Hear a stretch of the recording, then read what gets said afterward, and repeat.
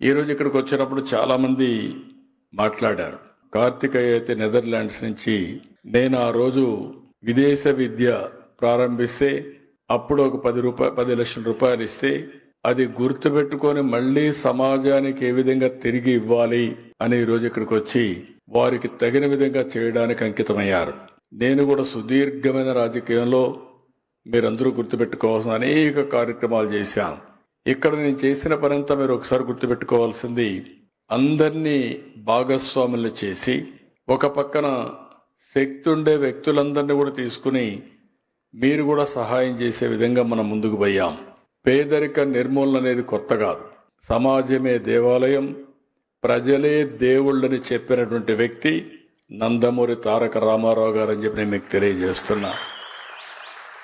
ఆ తర్వాత నేను వచ్చిన తర్వాత కూడా మీరు ఒకసారి ఆలోచిస్తే దగ్గర 25 సంవత్సరాల కంటే ముందే ఆ రోజు ఒక కార్యక్రమం తీసుకొచ్చాం, వెలుగు అని.